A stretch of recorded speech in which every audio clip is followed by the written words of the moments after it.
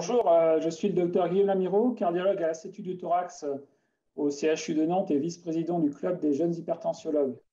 Je co-anime cette session sur les dernières journées de l'HTA avec le docteur Sylvain Lejeune, médecin interniste vasculaire à l'hôpital Avicenne de Bobigny et président du club des jeunes hypertensiologues. Bonjour Sylvain, les JHTA étaient pour la première fois 100% digital. Qu'en as-tu pensé?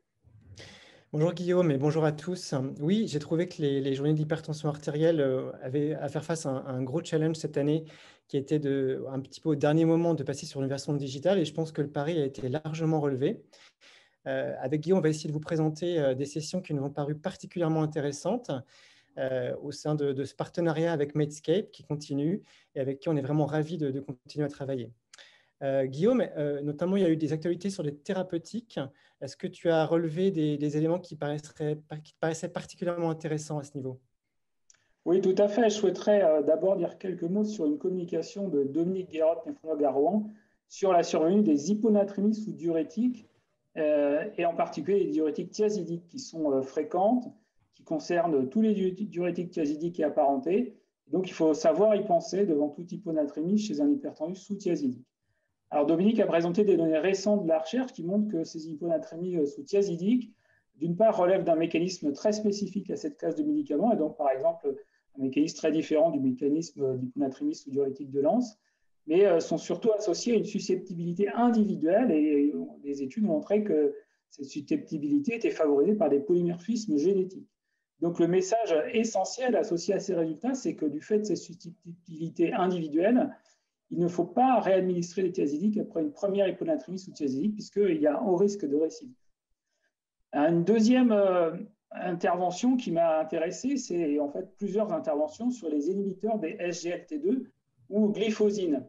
C'était vraiment la classe phare cette année au JHTA, elle a été évoquée dans de nombreuses présentations. Bien sûr, on connaît maintenant son rôle incontournable dans la prévention des maladies rénales et cardiovasculaires, avec des indications chez le diabétique et chez l'insuffisant cardiaque. Et les topos, pour certains, étaient centrés sur le rôle dans la baisse de la pression artérielle. Donc, on sait maintenant que ces classes de médicaments apportent une baisse de pression artérielle cliniquement pertinente, environ 5 mm de mercure de baisse pour la systolique, donc assez comparable à d'autres traitements antihypertenseurs.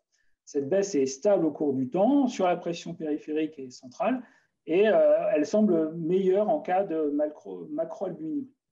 Il y a d'autre part une bonne corrélation entre l'efficacité de prévention des événements cardiovasculaires et rénaux et l'effet de baisse obtenu sur la pression artérielle. Donc finalement, cet effet a également été montré s'ajouter aux effets des autres antihypertenseurs, quelle que soit la classe, y compris en association avec les diurétiques. Et donc, on pourrait imaginer une utilisation, par exemple, dans l'hypertension artérielle résistante. Donc, bien sûr, il n'y aura probablement pas d'AMM dans l'HTA en France, donc il faut probablement envisager cette classe chez les diabétiques et des patients insuffisants cardiaques. Voilà deux choses qui m'ont intéressé sur les aspects thérapeutiques, mais j'imagine que Sylvain, tu as relevé d'autres interventions. Oui, oui, Guillaume, merci beaucoup à toi. Et c'est vrai qu'il y a eu d'autres présentations sur des thérapeutiques. Alors, certaines qu'on connaît déjà, notamment Atul Pathak a fait un point sur les inhibiteurs de la niprilysine dans la session qui était consacrée à l'HTA résistante. Alors, c'est une classe qu'on connaît déjà, qui est beaucoup utilisée chez l'insuffisant cardiaque. Mais c'est vrai qu'il y a eu des données, en fait, des deux grandes études, notamment avec l'association valsartan-sacubitril, qui a montré que le sacubitril chez l'insuffisant cardiaque, que ce soit à fraction d'éjection altérée dans l'étude Paradigme ou dans l'insuffisance cardiaque à fraction d'éjection conservée dans l'étude Paragon, eh bien, montrait un effet tout à fait intéressant sur les pressions artérielles. Et dans ces études, notamment, il y avait un balance bénéfice-risque qui paraissait favorable, avec assez peu de toxicité, pas de toxicité majeure, en tout cas repérée dans ces études, et un effet très intéressant sur la pression artérielle chez l'insuffisant cardiaque. Alors, ce que Atul Pathak soulignait, bien sûr, c'est qu'on n'a pas d'études consacrées en fait, à l'hypertension artérielle avec ce médicament. Certes, le rationnel est intéressant et la balance bénéfice-risque semble favorable, mais comme tout médicament dans l'hypertension artérielle, on aimerait bien avoir des données aussi de morbimortalité, ce qui va nous manquer. Donc là aussi, c'est un traitement qui sera sans doute à envisager chez le patient insuffisant cardiaque hypertendu, puisqu'on sait que ça a un effet sur la pression artérielle, mais il nous manque quand même des preuves formelles sur l'amélioration du risque cardiovasculaire. Il y a 2 autres classes thérapeutiques qui ont également été beaucoup développées dans cette session sur l'HTA résistante. C'est d'une part les antagonistes des récepteurs de l'endothéline avec un très joli topo présenté par Pierre Lutaro, qui est néphrologue à Paris, et d'autre part les inhibiteurs de l'aminopeptidase A, donc présenté par le professeur Laurence Cortés, qui est donc directrice de recherche à l'INSERM. Et donc ces 2 classes également ont des données très intéressantes en termes de réduction des pressions artérielles, aussi bien sur des modèles animaux que sur des critères intermédiaires aussi, donc du risque cardiovasculaire et rénal. Notamment, on a eu des données très intéressantes avec les inhibiteurs de l'endothéline sur la néphroprotection, et également sur des critères en fait, donc de rigidité aortique, de fonction endothéliale, d'inflammation. Et ils ont également montré, donc, ces 2 classes thérapeutiques, leur efficacité chez l'homme en phase 2 et 2B. Hein, donc, notamment les inhibiteurs de l'endothéline, à la fois donc, là aussi sur les pressions artérielles et la néphroprotection, et les inhibiteurs donc de l'aminopeptidase A, notamment chez des patients hypertendus obèses dans une belle étude américaine. Mais donc, ces deux produits qui sont dans les pipelines et qui, je pense, vont être assez intéressants dans la prise en charge de l'hypertension artérielle, notamment résistante, eh bien, sont en cours d'évaluation en phase 3. D'une part, donc, l'aprocitan, c'est l'étude précision qui est en cours pour les inhibiteurs de l'endothéline dans l'HTA résistante. Et puis l'étude fraîche avec le firibistat, qui est donc le représentant aujourd'hui des inhibiteurs de l'amylopeptidase, avec une étude là aussi qui est en cours. Donc 2 médicaments, je pense, extrêmement prometteurs, dont on va suivre, bien sûr, les résultats des phases 3 dans l'HTA et dans l'HTA résistante. Alors, les sessions des JHTA, c'est aussi toujours, et on les attend, l'occasion d'avoir des points sur des nouvelles recommandations. Et donc, la Société française d'HTA est toujours voilà, très en avance et très... voilà, elle apporte beaucoup de choses dans les recommandations chaque année. Et cette année, on a eu la chance de pouvoir visualiser, de pouvoir voir des données sur les recommandations chez l'enfant et l'adolescent. Et je pense que Guillaume, tu les as bien suivies. Et est-ce que tu pourrais nous en donner quelques points clés ? Oui, merci Sylvain, tout à fait. Donc c'est vrai qu'on attend maintenant un peu tous les ans les nouvelles recos de la SFHTA. Cette année, les recos sur l'hypertension artérielle de l'enfant et de l'adolescent étaient coordonnés par le docteur Duly Bouanic de Toulouse. Alors comme toujours, c'est un texte assez synthétique, très pratique, et qui nous montre surtout qu'il existe de nombreuses spécificités par rapport à la prise en charge de l'adulte, et que cette hypertension de l'enfant relève vraiment d'une prise en charge extrêmement spécialisée. Alors j'ai relevé quelques points que je voudrais mettre en avant. D'abord sur la mesure de la pression artérielle chez l'enfant. Elle n'est pas recommandée en routine avant 3 ans, mais recommandée dans un certain nombre de situations cliniques particulières qui sont parfaitement bien listées dans ces recommandations. Et puis les recos insistent, mais après l'âge de 3 ans, cette mesure de pression artérielle doit être systématique de manière annuelle chez l'enfant.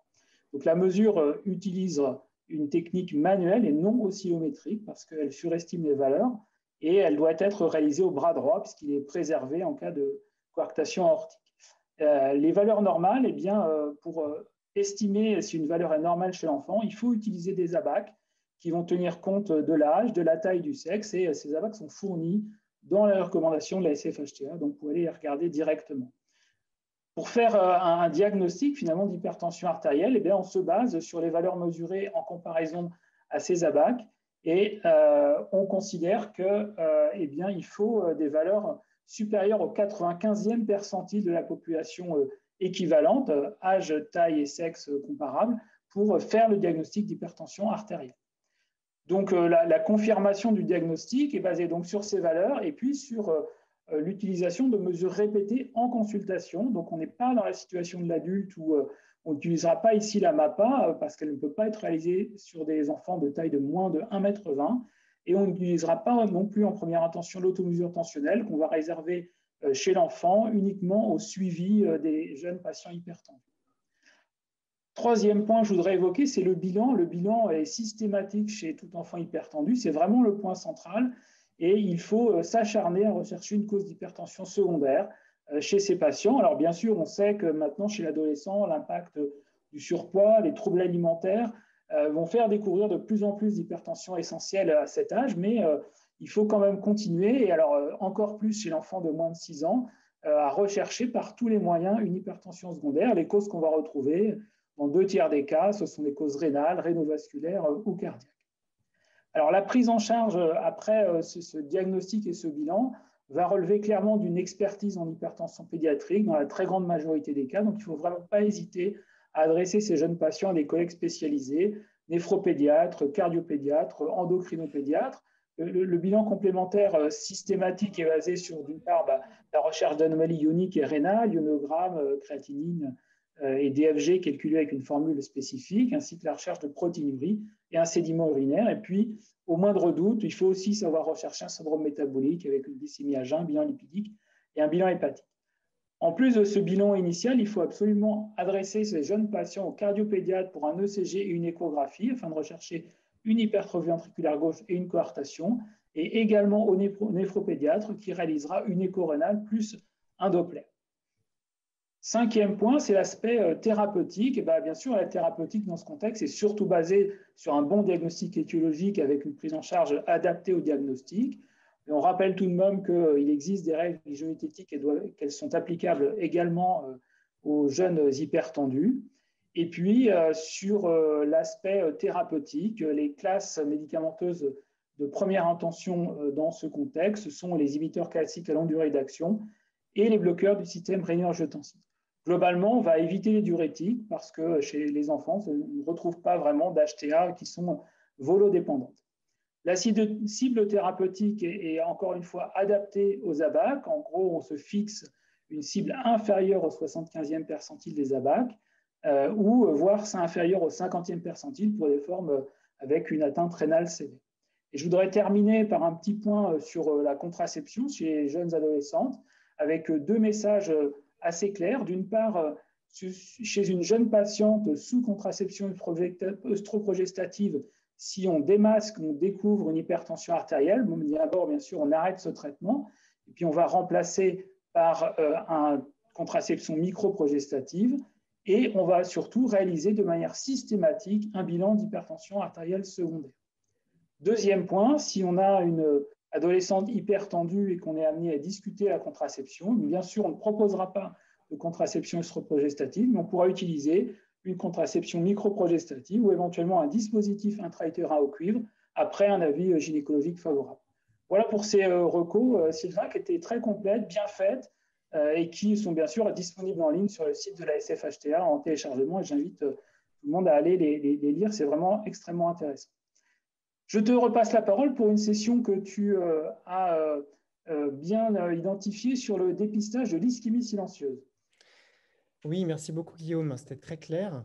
Oui, moi, je vais vous parler rapidement d'une autre session qui m'a paru très intéressante, qui était sur le dépistage de l'ischémie silencieuse chez l'hypertendu.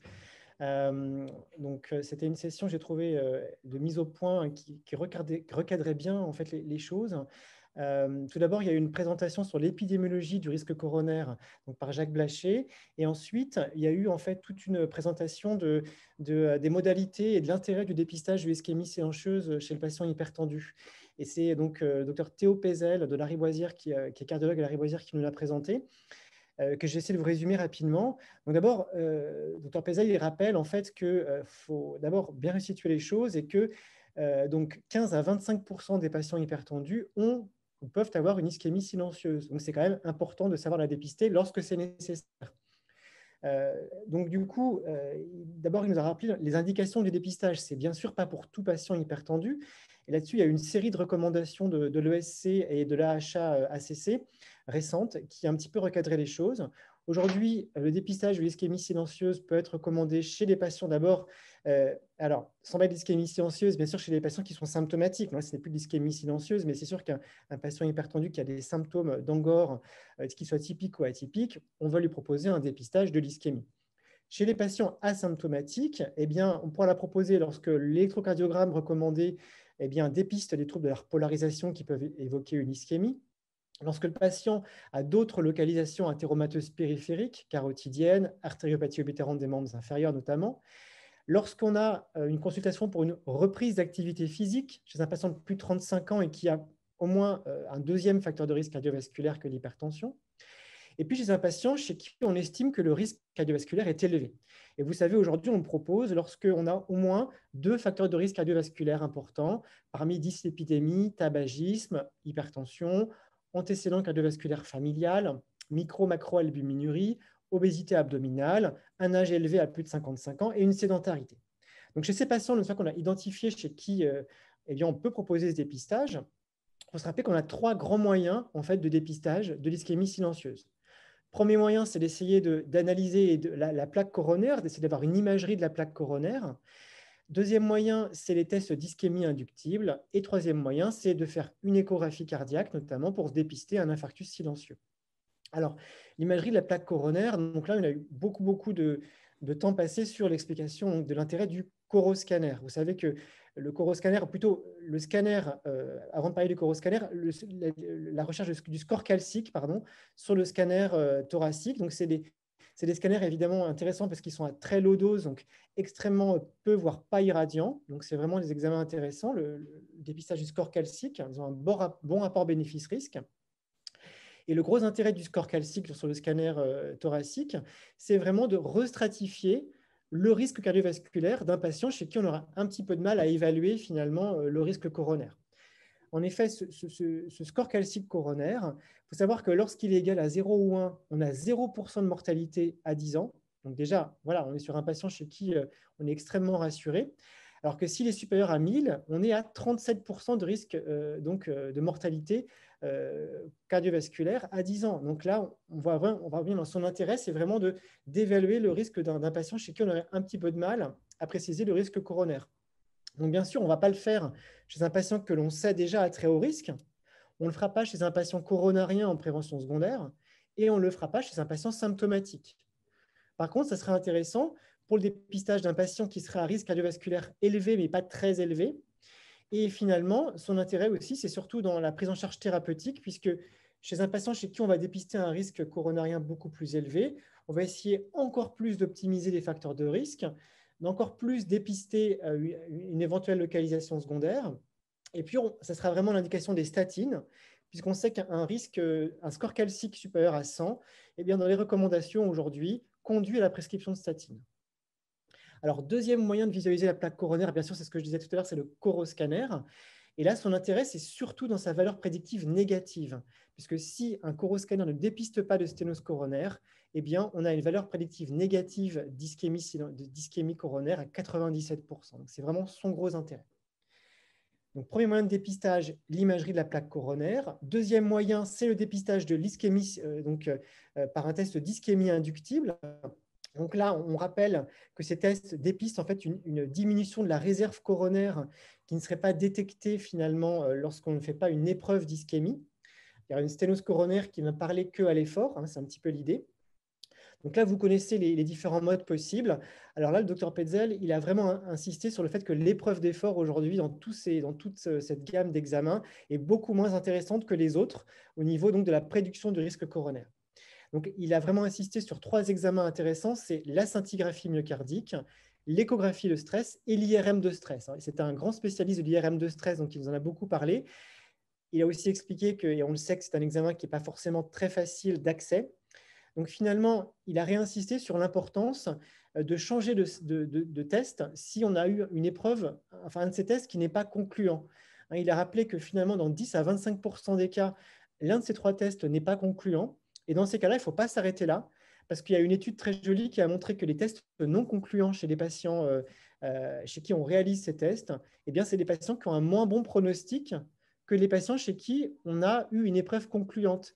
Donc finalement, il faut retenir qu'un test non concluant, souvent, c'est probablement parce que le patient il a une petite anomalie qui a rendu le test non concluant, notamment, par exemple, il n'arrive pas à soutenir un effort important. Donc finalement, le test non concluant est un facteur de mauvais pronostic, donc il faut changer d'examen et aller jusqu'au bout pour essayer d'avoir un test concluant dans le dépistage. Alors, quel intérêt là aussi si les épreuves d'ischémie inductible sont positives? Surtout, l'intérêt, c'est de dépister là encore les patients à haut risque cardiovasculaire et d'optimiser encore plus le traitement, de les raccrocher à une observance thérapeutique. Alors là aussi, avec la prescription des statines, le contrôle du tabagisme, du diabète, d'introduire des IEC zartans si ce n'est pas déjà fait. Par contre, aujourd'hui, on n'a pas encore de données très satisfaisantes sur est-ce qu'on prescrit ou pas de l'aspirine, est-ce qu'on prescrit ou pas des bêta-bloquants.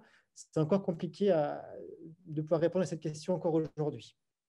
Dernier moyen de dépister finalement une ischémie silencieuse, c'est de réaliser une échographie cardiaque et de rechercher un infarctus de découverte fortuite asymptomatique.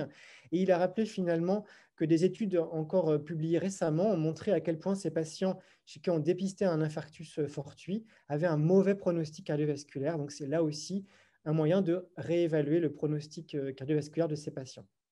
Donc là, on vous a présenté avec Guillaume les principales sessions qui nous ont beaucoup intéressés. Guillaume, je crois que tu aurais aimé terminer sur un petit coup de cœur que tu as eu durant ces journées. Oui, merci Sylvain.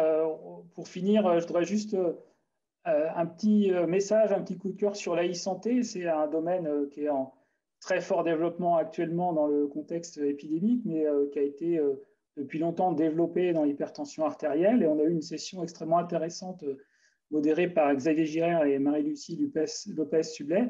Et je voudrais juste insister sur une application qui s'appelle Suivi HTA, qui a été développée par la Fondation de recherche pour l'HTA et qui est un outil extrêmement intéressant pour la réalisation des automesures tensionnelles pour les patients, qui les guide vraiment bien. Et c'est un outil qui est totalement disponible sur le Play Store ou l'Apple Store. Vous pouvez aller télécharger et l'essayer, qu'on est en train de tester avec le CGH avec des très bons retours. Donc, je pense que c'est un outil qui sera vraiment utile et très intéressant dans l'avenir pour nos patients. Voilà, Sylvain, pour terminer ce petit coup de cœur. Super, merci beaucoup Guillaume. Effectivement, cette application, je pense qu'elle est extrêmement intéressante, hein, comme tu l'as dit, et n'hésitez pas à la télécharger pour vous et pour vos patients. Il nous reste à remercier encore beaucoup Medscape pour ce partenariat toujours aussi fructueux. Merci beaucoup Guillaume d'avoir partagé avec moi c'est vraiment ces sessions qui nous ont paru les plus importantes des journées de l'hypertension artérielle. Et puis bon vent à tous et on vous souhaite à tous des très belles fêtes de fin d'année. Merci Sylvain, bonne fête de fin d'année à tous.